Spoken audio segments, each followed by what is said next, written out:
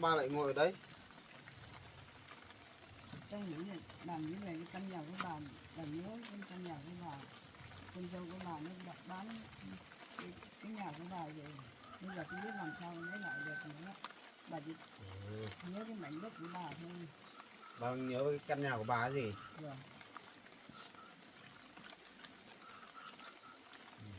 Bây giờ con dâu của bà bán rồi lắm nào được.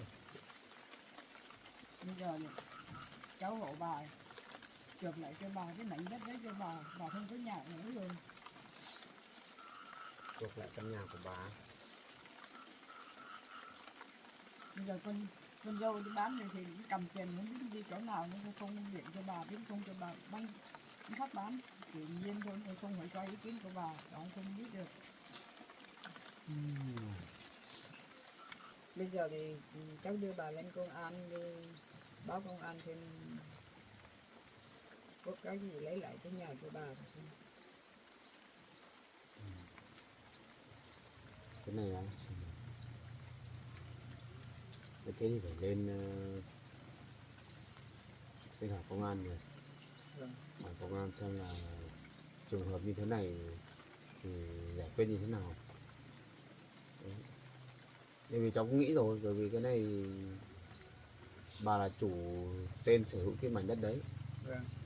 Thì lấy lại cũng dễ thôi. Bây giờ phải đi thì con gái của bà ở nhà đấy chứ nhỉ. Để nếu mà công an giải quyết thì phải con gái của bà phải ở nhà. Bây giờ cái bên mua cái chị hôm qua hôm kia bà với cháu đi gặp ấy, bây giờ người ta mua rồi là thành của người ta đấy. Nếu mà trường hợp mà cái chị đấy mà bị con gái của bà lừa thì là cái chị đấy cũng sẽ là người bị hại thôi.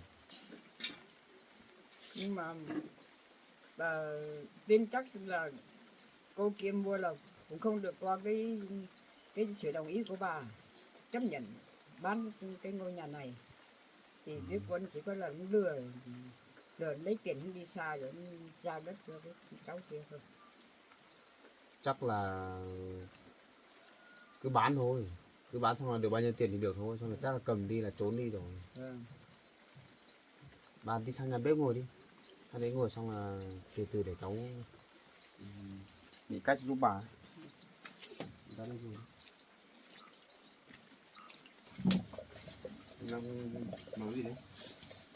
Uống nước à? Bà ngồi đấy. Bà cái buồn ngồi thẫn thờ của mình, bà đang suy nghĩ về căn nhà của bà ấy. Bà bảo là nhờ anh đi giúp bà lấy lại căn nhà đấy. Thế anh nghĩ là bây giờ đi ra ngoài địa chính xã kia thì hơi xa, đi vào trong này hỏi công an con này trước xem là có cách nào để lấy lại căn nhà của bà không. Biết là con gái của bà bán rồi nhưng mà bây giờ mình nghĩ là vẫn có thể lấy lại được. Thì trường hợp này là bán nhà là bà không biết và người mua chắc gì người ta đã biết hoàn cảnh của bà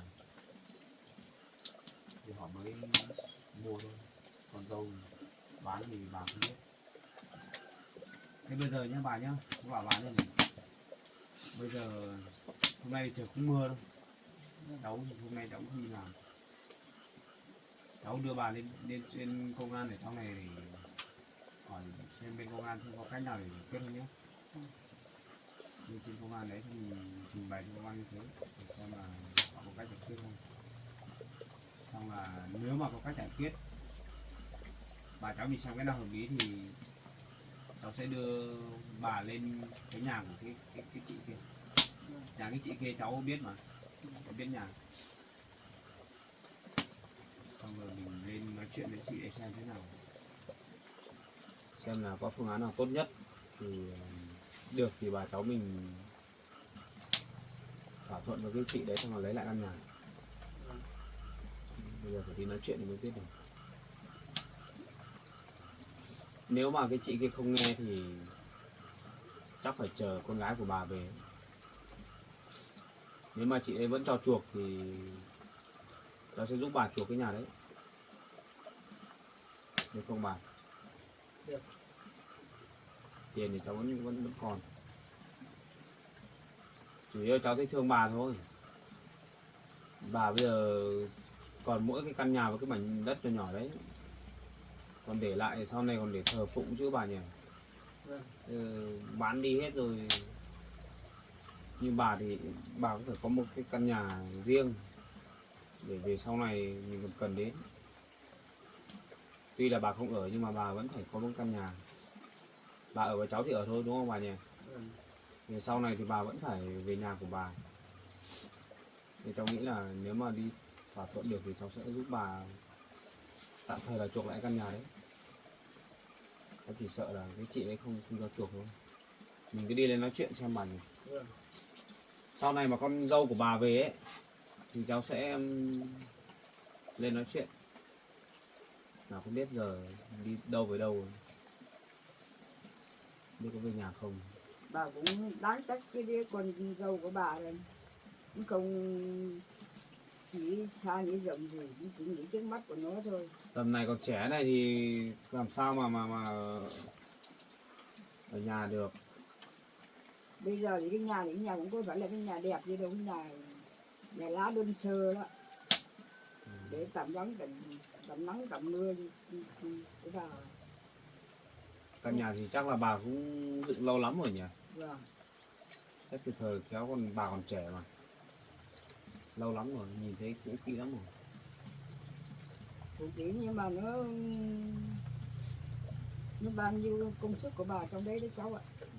Cháu biết mà, cho nên là cháu trân trọng cái điều đấy, cho nên cháu cũng muốn giúp bà để lấy lại căn nhà đấy. Bây giờ mình phải lên gặp chính quyền xem đã.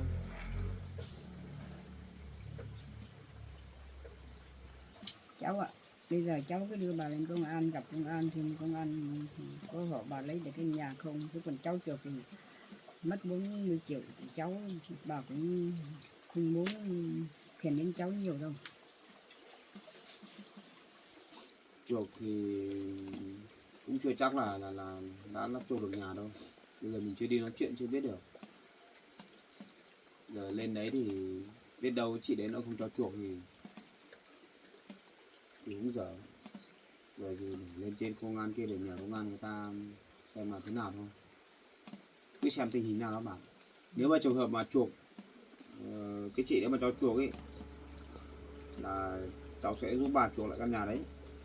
Tiền thì mất thì mình lại còn lại kiếm được thôi bà. Quan trọng về cái căn nhà đấy là nó rất là đặc biệt đối với bà. Cháu thì cũng không muốn cho bà suy nghĩ nhiều, với lại bà tuổi cao rồi, nghĩ nhiều bà ngày nào cũng buồn thì nó cũng ảnh hưởng đến cháu, đúng không bà nhỉ?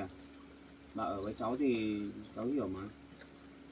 Thì còn căn nhà đấy của bà thì thôi, bây giờ con dâu bán thì cháu nghĩ là nếu được thì cháu sẽ chuộc giúp bà. Trước mắt bây giờ là bà cháu mình lên trên cái đấy nhỉ. Hôm nay thì cũng trời mưa bão đấy. Bà nhà chờ cháu đi nhá. Cháu đi sang bên kia, cháu lấy cái xe ô tô cháu ra đây, cháu đón bà đi nhé. Đi ô tô nó đỡ trúng mưa, không thì bà lại bị cảm cúm. Em ở nhà với bà nhé, anh nhờ anh đi lấy xe ra đây và anh đón bà đi.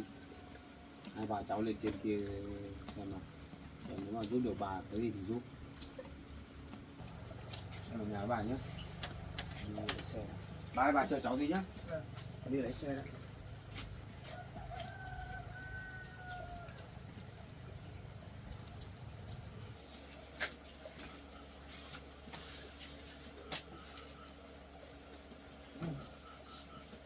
Khi nãy là bây giờ có bà đi nói cho con của bà luôn, nay cái chuộc cái nhà cho bà. Bây giờ bà mất cái căn nhà kia bà cũng buồn lắm cháu ạ.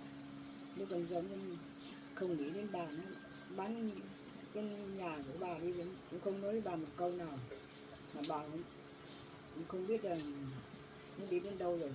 Cháu đã cầm mình tiền rồi, đang đi xa đấy cháu ạ. Chứ nếu đi báo công an được mà. nhờ cháu bảo chuột đi, nãy mà không chuột thì cũng mất nhiều tiền cho cháu bảo lắm.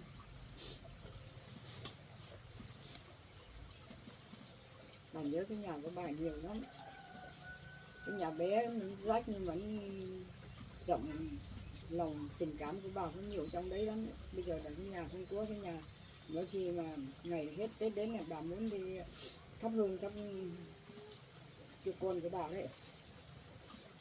Nó bán xong thì cái cô kia, cái cháu kia lại khóa lại không cho bà vào nữa, ở nhà của nó đang khóa hết. Bà đến thì bà muốn ở cái nhà xong nó không cho bà vào, nó đừng cứ đuổi bà đi nữa. Bà nghĩ bà khổ lắm, buồn nữa.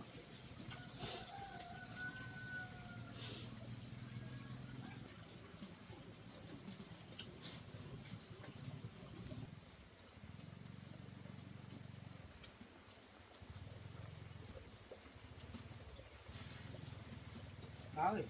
Dạ, đi.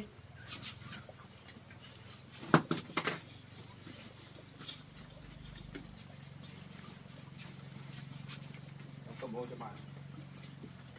Em ở nhà nhé.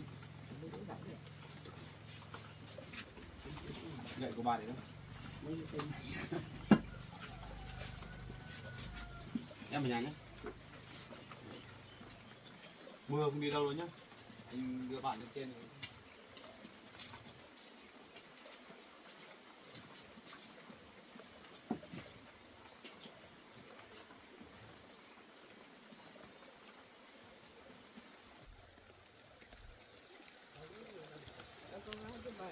Vâng, bà cứ với cháu lên.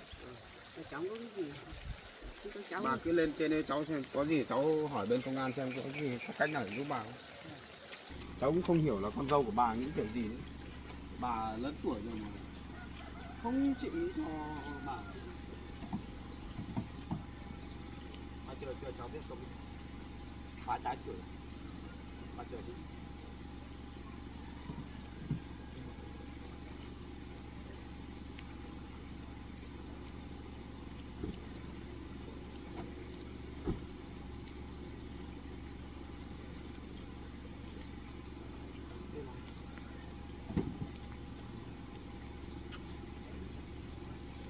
Cái gậy để không cần.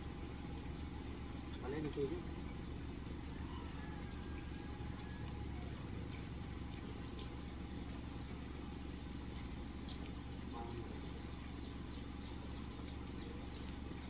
Cái gậy cháu để đây nhé.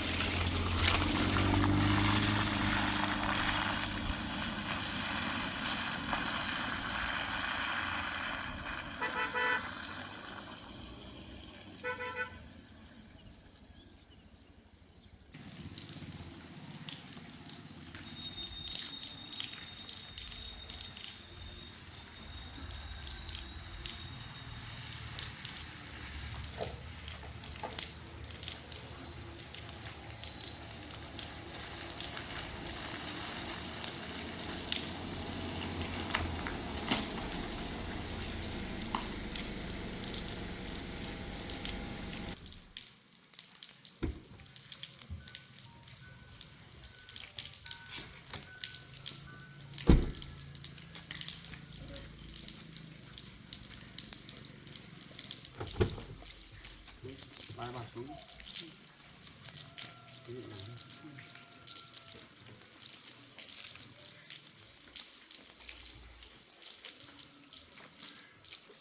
Mình cao một chút. Đến đường công an nữa bà.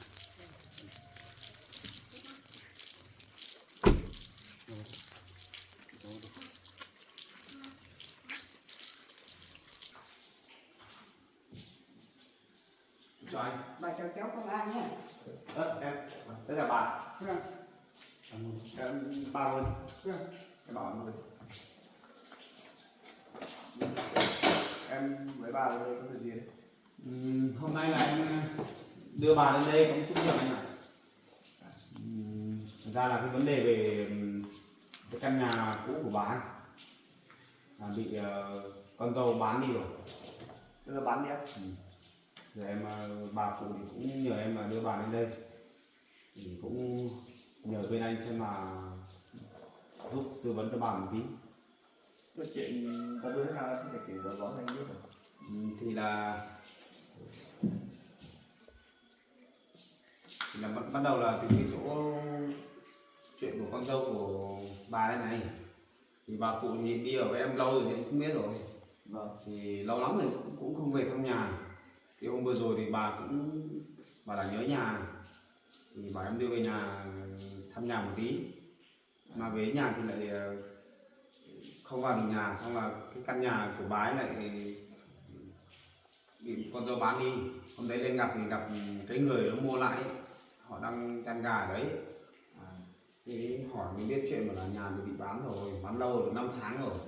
Thế là con dâu bán được 5 tháng. Bán lâu rồi. Nhưng mà bà thì cháu hỏi tí nhá. Cái sổ đất, sổ nhà đấy của bà là đứng tên bà hay là đứng tên con dâu? Cái số đất đó là đứng tên bà thôi. Tên của bà cụ thôi. Tên của bà biết sao con dâu để bán được? Nếu bảo là Không biết được. con dâu này em nghĩ là khả năng là trộm bán thôi. Bởi vì là trước đây là có một lần là em với bà cũng đôi lần với con dâu của bà rồi. Con dâu của bà là ép bà ký cái giấy đấy để cho con dâu nó thanh khoản lại cái mảnh đất đấy với tài sản của bà ấy. Nhưng mà bà không đồng ý, về sau là cũng không làm được gì được bà đâu. Đến bây giờ ấy, đợt này thì không biết là tìm người mua kiểu gì mà biết có lừa cái người mua cái không, mà họ chịu số tiền để mua cái mảnh đất của bà, cả cái vườn rừng bán hết rồi. Nhưng mà thế thì lúc em gặp người mua đấy thì em có hỏi cái số sổ đỏ sổ riết đấy thì bây giờ được tên của bà ấy mà. Thì em hỏi rồi, bà ấy bảo không biết đâu, bà không biết là cái con dâu của bà này bảo là không biết là nhà có bà cụ già này đâu, đấy không biết đâu, chỉ biết là Thuận mua về bán là bán, là mua là mua đâu. Thế à? Mua 40 triệu cả cái mảnh đất đấy, và có một cái vườn rừng nhỏ nhỏ bên cạnh nhà bà nhỉ, bán hết rồi. Thế em mới bảo là đưa bà lên đây xem mà nhờ anh tư vấn hộ xem là có cách nào để giúp bà lấy lại được cái căn nhà của bà không. Bây giờ thì thực chất là cái sổ đất là sổ thổ cư lâu năm rồi, lâu đời của bà rồi, tên của bà thôi. Cái đấy lấy lại thì lấy được nhưng mà bây giờ phải mà con dâu của bà bây giờ bà cũng biết ở đâu không, bán xong là đi đâu rồi? Không biết được đi đâu cháu ạ. Nó bán rồi nó cầm tiền là không biết đi ở xa hay ở gần đâu. Bởi vì cũng lâu rồi, anh ạ, được 5 tháng rồi thì không biết là đi đâu về đâu, đến tận giờ là cái cũng không thấy quay lại đâu. Như thế thì bây giờ ấy, bây giờ trường hợp này thì bây giờ em phải tìm liên hệ được con dâu của bà người bán ấy. Rồi mình về rồi mình đi gặp bên mua đấy, rồi làm lại xem là mình bắt cái người bán rồi hoàn trả số tiền cho bên mua đấy, rồi là mình sẽ lấy lại được cái mảnh đất đấy. Không còn cách nào nữa nhỉ? Bây giờ ngay bây giờ thì biết đâu tìm được con dâu của bà về. Bây giờ sao? Không có cách nào. Bây giờ mình gọi là nặng và đi lấy lại bên đấy thì chắc gì người ta đã đồng ý đâu không? Bởi vì Mình cũng không biết là cái giao dịch mua bán ở bên chỗ con gái của con dâu của bà ấy không biết là kiểu gì. Em cũng chưa được hỏi rõ cái chị mua kia. Chị ấy bảo là chỉ biết là mua thỏa thuận bằng đấy tiền là mua bán xong là xong thôi. Giao sổ cho cái người mua kia rồi. nhưng mà cái này ấy, nhưng mà em đưa bà lên đây để anh giải quyết cái này thì giờ cũng không biết giải quyết kiểu gì được. Giờ mới giải quyết được thì ít nhất phải tìm được con dâu của bà thì anh mới có thể giải quyết được, chứ không thì bây giờ em đưa bà lên trên đấy cái bên mua đấy thì em ra đấy xong là kể những cái hoàn cảnh của bà này, con dâu đấy để xem bên mua đây nó thông cảm cho mình, cho mình chuộc lại không cái ngôi nhà đấy không, hay là như thế nào. Thì bây giờ mình chỉ đến nói chuyện với bên người mua đấy thôi, hoặc là em đưa bà ra ngoài sáng gặp địa chính để nói chuyện ở đấy xem bên đấy có cách nào để giải quyết cho mình không. Chứ bây giờ như thế này thì nếu mà anh giải quyết thì phải có con dâu của bà. Em là em cũng tính là đưa bà đi ra ngoài ban xã rồi để lên xã để trình báo sự việc đấy, nhưng mà đi hơi xa, với lại bà bảo là không ngồi được xe. Hôm nay em cũng nghĩ nhưng mà mới đưa bà lên chỗ công an gần nhất trong này xem là nhờ để tư vấn xem thế nào. Bà cũng đi được xe máy bà cũng không ngồi được, không đi xa được. Bà đi xa thì chung bà có tuổi thì bà lăn rồi này. Nhưng mà bây giờ có phương án là thì em đưa bà lên trên đấy gặp bên mua đấy thì nói chuyện thôi, là kể những số bà cũng như thế này, là con dâu thế này thế nọ cũng không nên hay gì đấy, thì nói chung thì mình cứ kể cho người ta mà thông cảm được thì người ta sẽ thông cảm cho, thì có thể người ta sẽ cho mình chuộc, hoặc là người ta sẽ giảm cho cái số tiền đất cho bà một chút gì đấy chẳng hạn, như thế. Chắc phải lên trên nhà của cái chị kia. Nhà chị kia thì em biết chỗ mà em biết nhà mà. Ra đấy nói chuyện xem nào, không biết mưa gió nếu có ở nhà không hay là đi làm. Bây giờ em cứ lên đấy xong gặp hai vợ chồng bên mua đấy xong nói chuyện xem. Chứ bây giờ bảo anh giải quyết cái này thì không giải quyết được, vì cái đấy thì mua bán thì nó cũng đặt vào đây chắc là có giấy tờ đấy. Thế bảo có giấy tờ mà, có giấy mua bán, sổ đỏ thì giao hết cho cái chị bên mua kia rồi. Cũng lâu lắm rồi, họ có chăn gà chăn vịt trên đấy rồi ấy, mà nhà họ không ở đâu. Đồ đạc thì bảo là thấy bảo là con dâu của bà dọn đi rồi, dọn đi đâu vứt rồi, giao nhà cho người ta. Thế mới khổ. Thế là họ cũng mua để chăn nuôi thôi. Họ mua chăn nuôi thôi, họ lại không mua ở đâu. Đúng rồi, như chỗ nhà của bà thì trước đây anh cũng đã từng vào đấy, anh không biết. Từ đấy mà làm cái trại cũng đẹp. Từ đây chủ yếu chắc họ mua làm trang trại thôi. Thì nó hơi lắm. Thì dưới có ruộng nó biết thì nó thoáng. Họ đào bới hết rồi. Thế là họ săn đi hết. San thì ao rồi. Lâu rồi, chắc cũng từ thời điểm đấy rồi. Vì cháu ạ, bây giờ bà thì cũng già rồi, nhưng mà con dâu thì bà làm những các cái việc này trái ngược với bà quá, thì bà cũng hỏi xem cháu là bây giờ nếu mà đất đai thì bà không cần lấy nữa, thì bà muốn chuộc lại cái nhà của bà thôi, để sau này để bà có nơi thờ cúng thế thôi.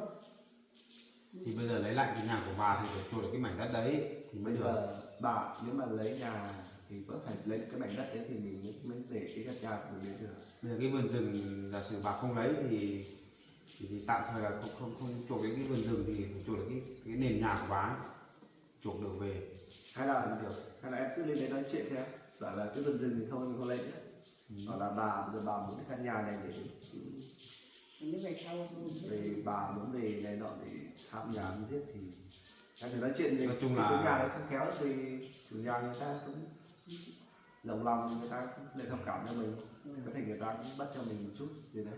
Thì bà ở với em rồi thì yên tâm là bà không phải lo nghĩ một cái gì cả, chẳng qua là theo cái ý nguyện của bà muốn giữ lại cái căn nhà đấy để về lâu dài ấy, sau này ấy, bà còn có chỗ để thờ phụng thôi, ý là bà mà nghĩ thế. Vâng. muốn chuộc lại căn nhà đấy đưa bà lên đây. Bà bây giờ không có cách nào để liên lạc được con dâu của bà Không. Cái này thì chị không? Bà Con dâu nhà bà thì trước kia thì nó cũng về với thăm bà một lần, thì nó có thằng cái người cặp bò cái nó về thì nó cũng đòi cái biệt đổi của bà đấy, cái cổ đất số cơ đấy, cái biệt số cơ đấy, nó đòi là bà phải ký vào đấy cho nó, bà không ký cái bắt bà không biết ký, bà già không biết chữ đâu, bắt bà nhận ngón tay đây chấm điểm này, điểm chỉ trong rồi. thì đấy là tiền chỉ. Vâng, thế là trong hắn đuổi bà đi từ đấy đang không về nữa cháu ạ. Nó đi biệt từ đấy đến bây giờ không biết là mấy năm rồi, bây giờ nó về. Nó mới bán cái vườn rừng anh cũng không phải qua bà. nó không bán rồi, bán cái nhà nữa. Thế thì mấy hôm bà nằm bà có tí đi cả mà nhớ nhà quá bà mới bảo chi cho bảo đưa cho bà vào trong nhà. Thế mình mới biết là cái nhà khóa cửa hết rồi chẳng có cái gì trong nhà nữa thì mới gọi là cha thì họ bán đi rồi, cầm tiền đi rồi. Đi không ấy rồi không thấy về nhà mà không điện cho bà, không điện nào đâu. Bà không biết đi phương nào nữa. Nhưng mà bà bây giờ bà có thể có số điện thoại của con dâu đấy không? Không ạ, từ cái ngày cháu nó đi làm thuê mấy năm nay không điện cho bà cuộc nào đâu. Nếu mà có số điện thoại thì tốt quá nhỉ, có thể mình liên lạc trực tiếp. Vì bà là bà không có điện thoại cũng khó.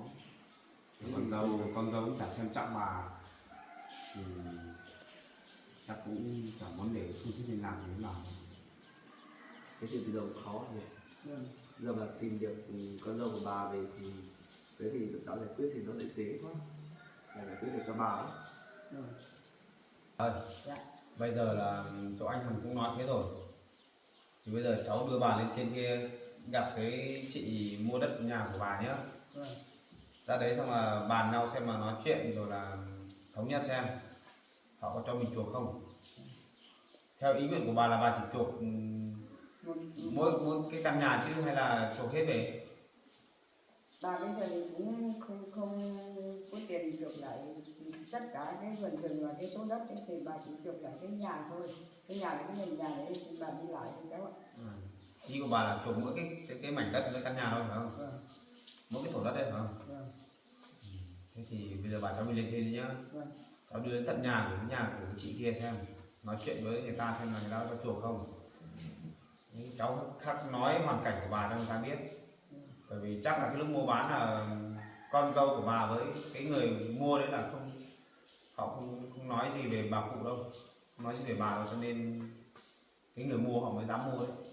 Họ mà biết là bà là người đứng tên cái sổ đất của bà thì chắc họ không dám mua. Ồ, chính xác rồi. Nhá bà nhá. Cháu đưa bà lên trên đấy nhá. Rồi anh em cảm ơn anh nhé. Thế theo anh này em đưa bà lên trên kia xem nói chuyện với người nhà của họ xem thế nào. Được. Thì em cứ đưa bà lên đấy xong cứ nói chuyện với bà mình đi bà. Em trai nhé. Bà cho cháu nhé. Dạ vâng, chắc là bà. Bà đi cẩn thận nhé. Bà đi cẩn thận nhé bà nhé. Vất vả cho bà như thế. Trời mưa gió đi về con dâu của bà rất thật.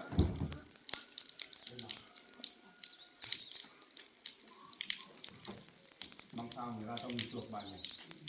Chuộc không được hết về thì cũng cho mình xin chuộc lại mỗi căn nhà của bà thôi. Để cho bà sau này bà còn có chỗ để còn hưởng thụ con của bà với bà nhỉ.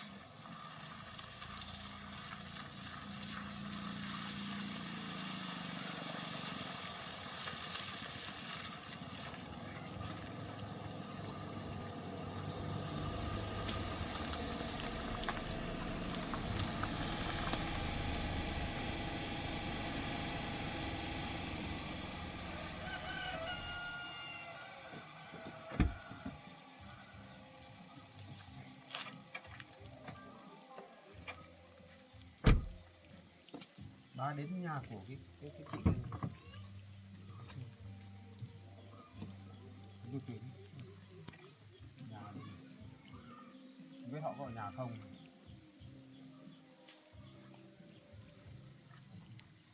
Họ đưa bài vào trong.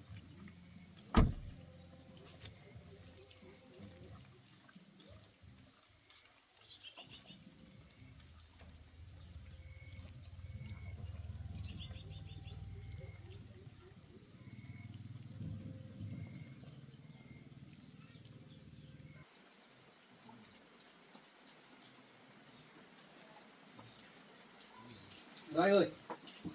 Chào em nhé. Bà tôi cháu nhé. Được, chào bà. Anh vào nhà đi.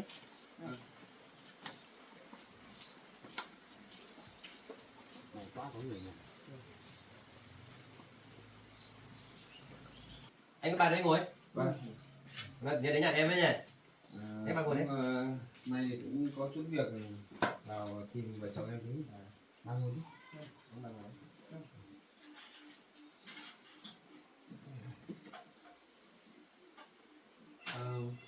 Vợ em ở nhà không? Vợ em đi công ty rồi. Vợ của em hả? Đi làm hay đâu? Vợ em Vợ của em đi. vợ em đi làm rồi. Đi làm gì đâu. Thế vợ em đi làm bao giờ về? Vợ em phải gần tối anh ạ. Buổi tối. Gần tối vợ em mới về được. Em đi nhiều. Nhiều. Thì hôm nay anh cũng đưa bà cụ đến đây thì có chút việc. Thế cho anh hỏi là vừa rồi là vợ chồng em mua một mảnh đất ở trong kìa, Mảnh đất nào nhỉ? cái mảnh đất mà gần đường, gần bờ suối ấy, có cái nhà sàn cao cao ấy. Cái nhà sàn ở ngay bờ suối đấy. Ừ. Đấy, em mua lại của một chị đấy. Chị đấy đi công ty thôi là em mua lại. Chị đấy bán lại em mua lại. Thật ra là cái nhà đấy là nhà của bà cụ đây, Em biết đâu. nhà của bà cụ. Cái người bán cho vợ chồng em ấy là con dâu của bà cụ này. Đấy, bây giờ là anh cũng đưa bà đến đây thì bà cũng biết tin là con dâu bán cái mảnh đất đấy, bà buồn lắm. Bà cụ thì ở với anh thôi. Em mua với một chị mà chị đấy bảo đi công ty mà bán thôi em mua. Thì bà Em cụ, không biết là của bà đâu. bà cụ thì ở với anh, xong là cũng lâu lắm rồi thì anh không đưa bà về thăm nhà. Vừa rồi là anh cũng đưa bà về thăm nhà thì mới biết là con dâu bán. Thì không biết là cái lúc mua bán thì con dâu đấy có nhắn đến bà cụ không nhỉ? Hay là Em không thấy nó đến. hay là chỉ biết là con dâu của bà bán cho vợ chồng em thôi? Em chỉ biết chị đấy bảo chị đấy bán thôi em cảm thấy Dạ. nói gì nhiều. Chị bảo chị bán hơn chị đi làm công ty ấy thôi em. Chị nắm thế thôi. Cháu ạ, thực tế cho bà cũng nói với cháu này Vâng. là thực chất là đây là cái đất đấy là đất của bà, số cư của bà hết, chứ là có một cái ao. Sau thì cháu nó bảo là nó muốn xây nhà thì nó lấp cái đất đi thì nó đòi bà cái sổ về đó đấy, nhưng mà vẫn còn đúng tên bà thôi, nhưng bà không chua nên thì nó cố đòi bà bằng được cái sổ về đó đi. Bảo bây giờ bà già rồi, quyền của nó thì nó làm cái gì nó làm. Thế thì bà đi ở với cháu này được lâu, có 1-2 năm rồi bà không được về thăm nhà. Thế bà nằm bên bà mơ thấy mình nhớ nhà quá, bà bảo cháu đưa bà về thăm nhà thì về thấy vợ của cháu là đang cho gà ăn trên cái lều kia đấy. Thì bà bảo cái nhà này của bà sao mà cháu lại đến đây ở rồi nuôi gà ở đây. Thế thì cháu bảo con dâu của bà bán cho, có một người bán cho cháu rồi, nhà đây là nhà của cháu rồi. Thế bây giờ thì bà không biết nói là bà cũng nếu mà cháu không cho bà chuộc được cái đất thì bà chỉ xin chuộc lại cái nhà, cái nền nhà của bà, sau này thì bà thờ cúng về già thôi. Thế bây giờ thì cũng bà cũng nói thế đấy, thì vợ chồng em xem thế nào. Nếu mà bây giờ con dâu của bà chót bán thì xem cho anh em mình cũng quen biết, nói chuyện nhau tí thì xem thế nào, thì nếu mà được thì cho bà chuộc lại cái nhà đấy, được không nhỉ? Để tối vợ em về em bàn với vợ xem. Đấy, lúc em mua cái mảnh đất đấy chả thấy nói gì. Cái sổ thì bảo mang tên của mẹ. À, cái chị ấy nói thế á? Chị bảo thế. Mang tên của mẹ làm gì? Đêm Mang tên của mẹ, mẹ mất xong là bảo là mang tên của mẹ, xong là mẹ chuyển nhượng lại cho, xong là em mua lại. cái chị kia nói bảo là sổ của mẹ, xong là nói bảo là mẹ mất rồi á? Chị kia bảo em thế Ôi. thôi, em biết gì đâu. Sao? Thế thì chắc vợ chồng em bị lừa rồi. Em Mang tên của mẹ nhưng mà không phải là mẹ đẻ đâu, mẹ chồng ấy. Đây bà cụ đây là mẹ chồng của cái chị đấy đấy. Nhưng mà lúc đấy chả thấy chị nói gì đâu, chị cứ bảo là mẹ mất xong là chuyển nhượng lại, xong là em mua lại thôi, em không biết được. cháu ơi cái mảnh đất này của bà đấy, đứng trên của bà hết tất cả đấy. Nên là từ cái ngày con trai của bà mất đi thì con dâu của bà mới làm thuê để cặp bò nó về chứ bên cái thằng này thằng khác về rồi thì nó bắt mũi bà, bây giờ nó lấy cái sổ của bà nó đi nó bán cho cháu, nó lấy tiền nó đi công ty thôi chứ không phải nó không có quyền gì đâu. Nên là thế à? rồi Cháu không biết hôm đấy cháu mua thì cũng có một đàn ông đi theo chị ấy dục dục xong là dục chị ấy bảo bán nhanh nhanh, thế cháu cháu cũng thấy cháu mua luôn, cháu không biết là của bà. Đấy, bây giờ thì anh nói này thì hoàn cảnh của bà cũng đáng thương lắm. Đấy, bà thì đợt trước đây thì lúc anh vừa gặp bà thì cái lúc trước đấy thì anh không biết là bà sống thế nào, anh không biết, mà từ lúc anh biết bà anh thấy bà rất là khổ. Đấy, bà ở một mình thôi, con dâu thì bỏ bê bà rồi là đi đây đi đó không chịu về nhà.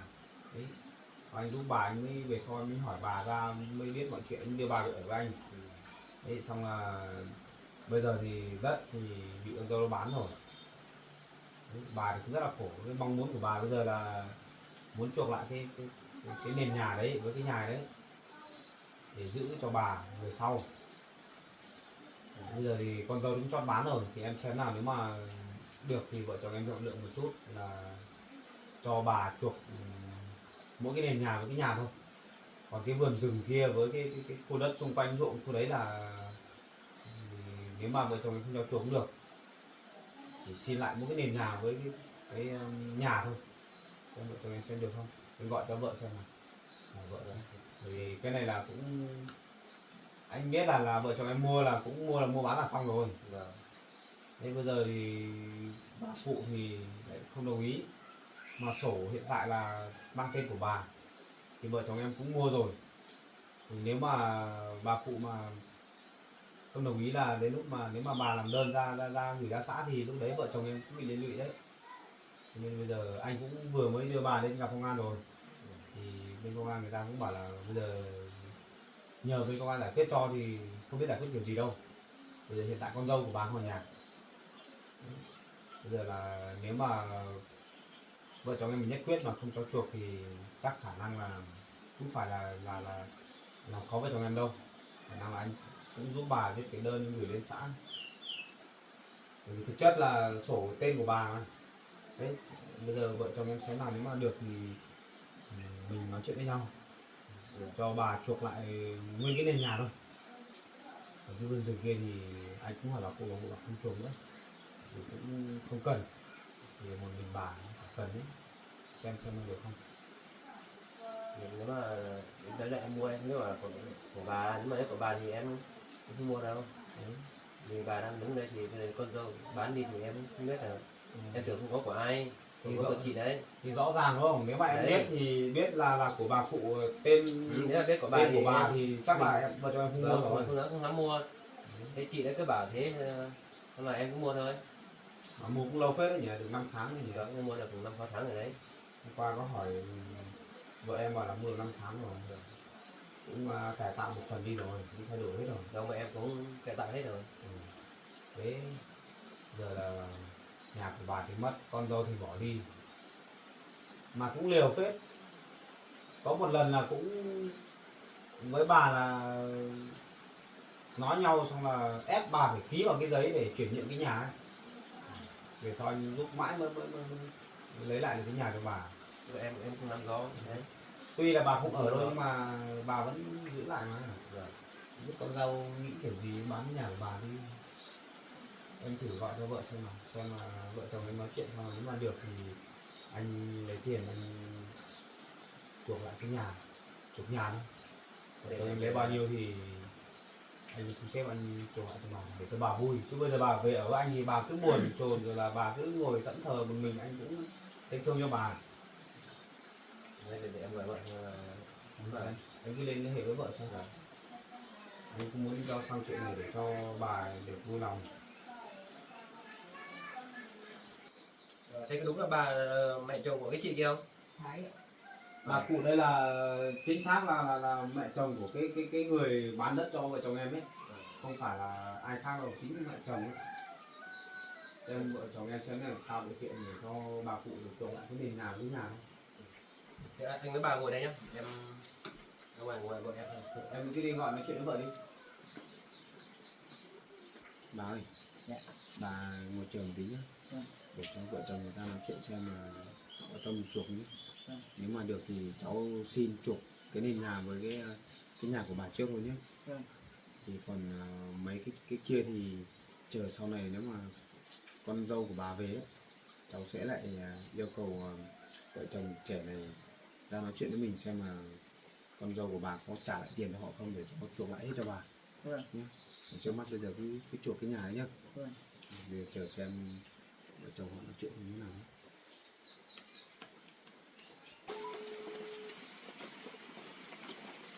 Alo, Vâng. em đây. Hôm nay có một anh với một bà về nhà mình bảo là đòi chuộc lại cái mảnh đất mà anh em mình vợ với chồng mua cái của chị gì kia này. Cái mảnh đất vợ chồng mình vừa mua á. Ở trên kia bờ suối có cái nhà sàn đấy. Ôi, vừa mua về mình còn đào hết ao hết giếng rồi. Bây giờ đòi chuộc lại là chuộc lại thế nào? Không cho chuộc đâu. Thì bây giờ anh với bà cứ đòi bảo chuộc một cái nền nhà với kia nhà thôi. Còn vườn thì không lấy nữa. Chuộc mỗi cái nền nhà. Vợ xem thế nào đi. Hôm trước mua hết 40 triệu, mình đi đào ao đào chưa hết hơn 100 triệu rồi. Bây giờ chuộc lại mỗi cái nền nhà giá cũng phải được giá 1 tỷ mới bán, không được giá không bán đâu. Thế thì anh nếu phải bảo chuộc sang xem vợ đòi khoảng bao tiền. Để xem nào.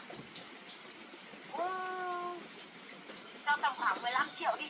Cái nền nhà đấy cũng to mà, 15 triệu nhé chồng ơi. 15 triệu ấy. 15 triệu mới cho chuộc hay không cho chuộc đâu. Thế để anh vào hỏi anh kia với bà kia xem nào. Nếu mà bà kia mà không chịu vẫn thấy chê ít thì 20 triệu. Nhưng mà hôm trước vợ chồng mình mua ấy, em có thấy có bà cụ nào đâu nhỉ? Có mỗi cái bà trẻ trẻ kia thôi. Mà mấy hôm trước có cái bà già già về bảo là đất của nó cứ ngồi trước cửa nhà khóc thôi. Đấy thì bây giờ cái bà đấy với bọn anh thì đấy về đòi chuộc ấy. Nhưng mà bà đấy liên quan gì đến mình mà đòi chuộc đất? Bà đấy bây giờ về đây bảo là mẹ chồng của cái chị đấy. Mẹ chồng à? Ừ. Hôm trước về đây cứ thấy ngồi ở cửa khóc bảo là cái nhà muốn vào nhà nhưng mà mình mua nhà rồi mình không muốn cho người ta vào. Mà bây giờ bảo bà có tiền thì bà chuộc đi 15 triệu thì cho chuộc cái nhà, không thì thôi, không có tiền thì không cho chuộc đâu nhá. Còn đất đai ở bên cạnh không cho bán đâu nhá. Bà bảo là đất đai bà không lấy nữa, bà lấy cái nền nhà thôi, với cái nhà thôi. Thế bảo bà có tiền thì chuộc cái sân đi, nhầm cái nền đi, còn cái ở bên cạnh không cho đâu. Còn cái sổ biển đỏ đừng cho họ cầm nhá. Sổ biển đỏ ta mình giữ lại thôi. Mình giữ lại hay không, mấy nữa nó lại cho mình cầm ra, mình đi ra kia làm việc ở kia lại bảo đất của nó lại tranh chấp nhau khó lắm. Thế để anh bảo với bà kia, anh kia thế nào? Cứ bạn chuộc xong biết cái giấy cho nó thôi, xong còn sổ biển đỏ mình phải được giữ nhá. Biết rồi.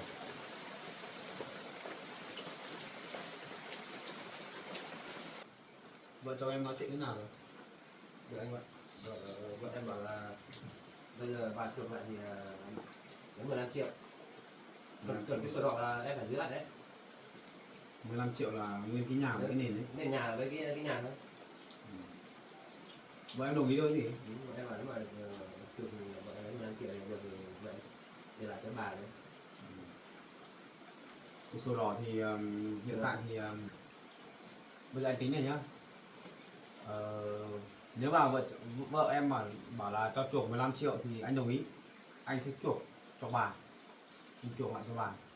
Xong rồi là cái sổ đỏ thì nếu mà vợ chồng em bảo không muốn cho ấy, thì cũng được. Bây giờ nhá, sổ đỏ vợ chồng em hiện tại em sẽ giữ. Sau này nếu mà con dâu của bà cụ về ấy, là anh là muốn nói chuyện với con dâu của bà xem là có hoàn lại cái số tiền đấy cho vợ chồng em không.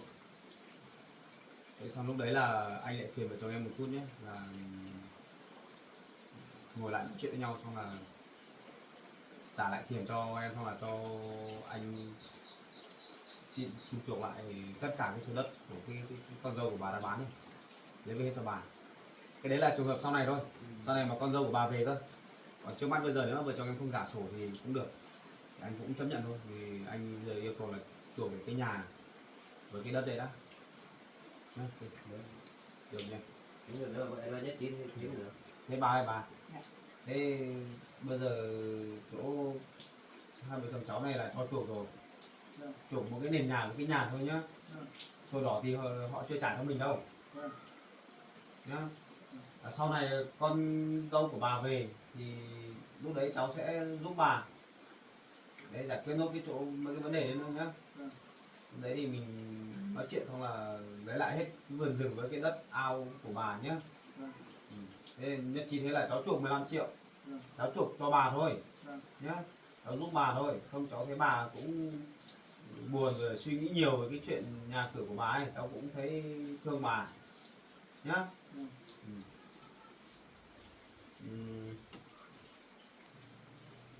Em ngồi chờ anh đi nhá. Anh ra xe anh lấy bút xong là anh lấy luôn tiền ra để luôn nhé, đưa cho vợ chồng mình luôn. Anh làm cái giấy để thỏa thuận thôi. Sau này thì có thay đổi thì anh sẽ liên hệ với em nhé. Bà ngồi đấy chờ cháu đi nhé. Cháu đi ra xe đi. Thế bà cái anh kia đưa bà về nơi hả bà? Vâng. Bà cũng từ ngày với con của bà nữa mất rồi thì với con đi đâu các bà không xem bà đến bữa em đi cặp bò nó sang rồi bà nhà tôi những cái gì ăn cái đi tìm củi tìm những người bán có ăn mua được thì bán những cái tiền như bảo ăn với cháu ạ.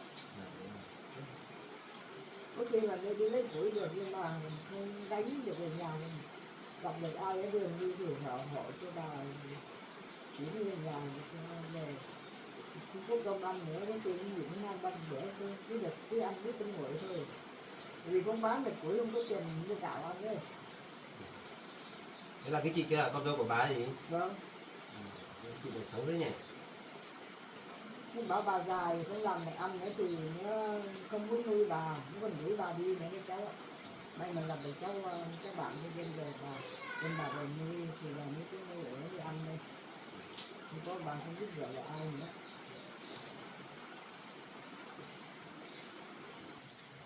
Ồ, thế con dâu của bà ác thế đấy nhỉ? Lúc mua thì cái chị đấy bảo là bà mất, mà mẹ mất hay là cứ giúp cháu mua thế. Con trâu của bà là nó ác lắm cháu ạ. Từ ngày cái đứa con của bà mất đi rồi thì bà nó không xem bài là cái gì không cứ thắt mũi bà chỉ mắng bà thôi. Thế thì bắt bà phải đi khác đi tìm để bán lấy tiền mua gạo ăn nó không xem đến bà nữa. Đấy đi làm thuê công ty vẫn được tìm được một cái ông bò về nhà thì mới là nấu nướng cái gì ăn nó không cho bà ăn. Bà chỉ đi tìm cái mì ăn một cái mì dụng cái này. Nói chung là thời trước thì bảo vất lắm. May là gặp vợ chồng anh ấy là cũng vợ chồng anh đi làm thôi thì gặp bà vác một cái bó củi to. Anh còn sắp vác không được. Mà bà lưng còng nữa. Nhìn bà tội lắm. Xong mới hỏi thăm hoàn cảnh của bà thì mới biết là bà vất vả như thế. Vợ chồng anh thì cũng có nhà thì cũng thương bà thì nói bà thì nuôi. Ở với em cũng lâu rồi. Bây giờ nhá, tiền mặt thì anh mang không đủ đâu. Anh có 2 triệu tiền mặt thôi. Còn 13 triệu thì cho anh xin chuyển khoản nhé. Thế nào cũng được. Em có thu tiền khoản không? Anh chuyển khoản một phần nhé. Thế nào cũng được. Thì bây giờ là anh sẽ làm một cái giấy nhá. Cho em ký rồi, chắc không cần em ký rồi thì em cũng được. Cho em ký xong là anh sẽ giữ cái tờ này. Bao giờ nếu mà con dâu của bà về hay là có tung tích của con dâu đâu anh liên hệ được là anh sẽ liên hệ lại với em nhé. Còn là để kết nối cái vấn đề kia nhé. Trên văn bây giờ là chuộc một cái nhà với cái nền nhà đấy nhá. Lần này có vấn đề thì bọn anh sẽ nói chuyện xong là xin chuộc hết cái số đất đấy. Thứ nhất thế nhé. Chính ra là phải có vợ em ở nhà thôi. Bây giờ em bảo là vợ em đi làm xa thì không về được thì chắc không sao thì cũng nói chuyện qua rồi. Nếu mà nhất trí thì mình với em nhất trí rồi.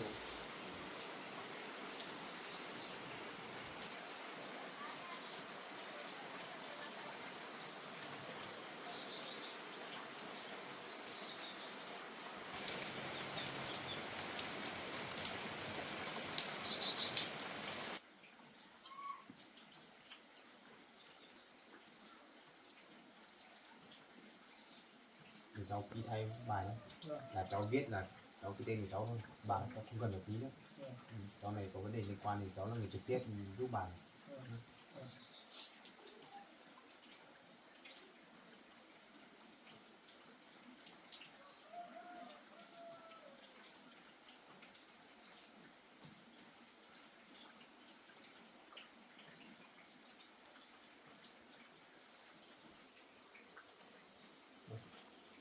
Em ký xong là ký luôn cả cái tên của vợ em luôn đấy. Thì cũng vợ em không ở đây.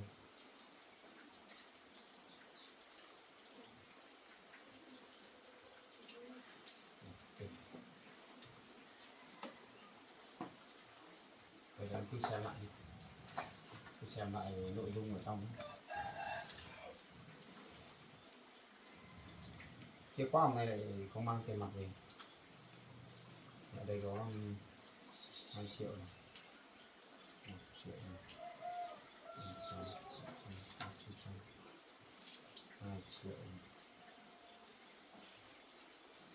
Có mã quen cho chị không có.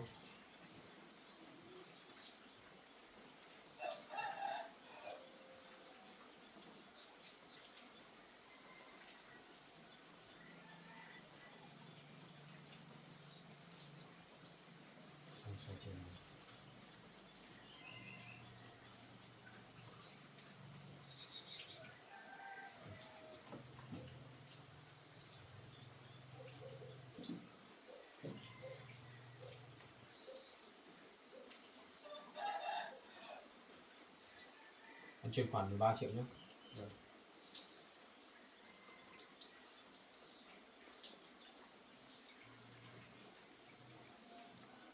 Em xem nhận được chưa? Biết đấy. Em cầm 2 triệu tiền mặt này đi. Cho anh xin chuộc lại cái nhà với nền nhà nhé. Còn cái chỗ gà vịt anh nuôi ở trên cái nhà của bà ấy, vợ chồng em chuyển xuống chỗ bên dưới cái chỗ cái ao kia để làm cái chuồng trại đấy nhé. Tạm thời là cứ nuôi bên đấy, bởi vì bây giờ là vợ chồng em mua để chăn nuôi thì anh chỉ xin lại cái chỗ khuôn viên của cái nhà ấy thôi. Để mai em phát triển xuống. Chỗ đấy anh thấy có bên đằng trong có cái nền nhỏ nhỏ mà. Đấy, trong đấy có một con giống ở đấy. Đấy là chuyển cái chỗ chuồng gì đấy không nuôi dưới sàn. Mai em phát triển sang bên kia hết. Còn để anh còn đưa bà cụ lâu lâu về thăm nhà, còn lên nhà nữa. Cái chìa khóa nhà nhỉ, cho anh xin lại. Để em lên cái chìa khóa. Xin lại cái chìa khóa này.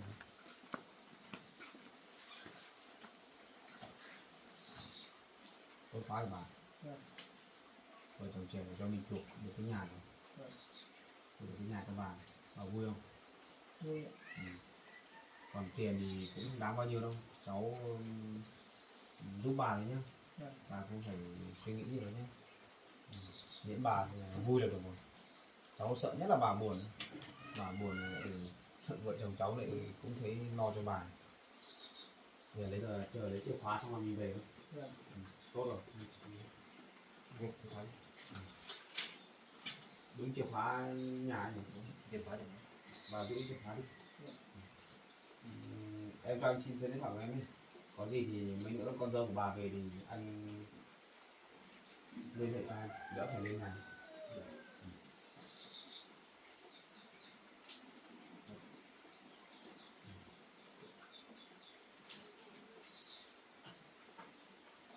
Cảm ơn nhé. Có gì thì thắc mắc gì thì gọi trực tiếp cho anh. Anh có việc gì anh sẽ gọi cho em nhé. Trao đổi trực tiếp luôn. Còn bây giờ thì yêu anh cảm ơn em nhé. Anh đưa bà về. Đấy, thống nhất thế nhé. Thống nhất. Bá đi về đi. anh nhìn theo nhé, anh với bà này nhé. Cảm ơn vợ chồng cháu nhé. Vâng. May quá còn cho bà chuộc lại cái nhà hay không là bà mất ăn mất ngủ đấy. Bà mình về đi.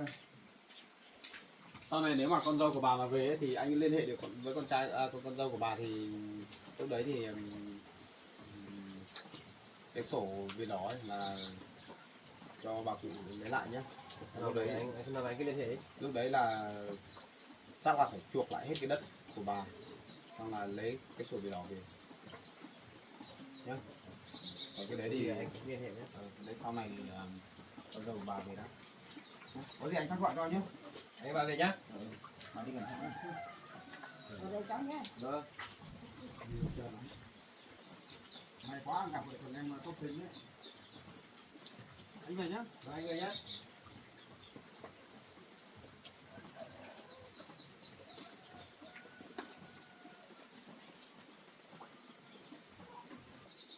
Bà mua không bà?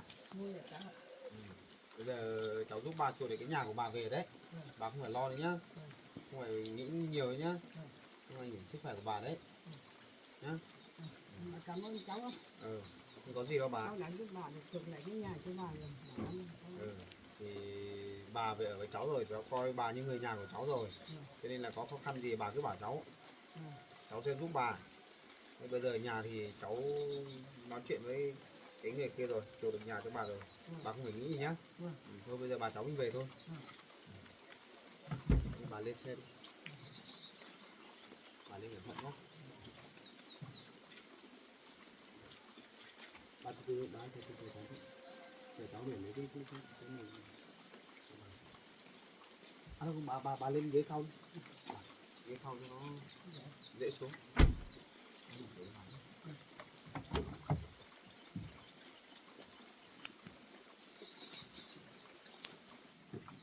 Cứ lên từ từ thôi bạn.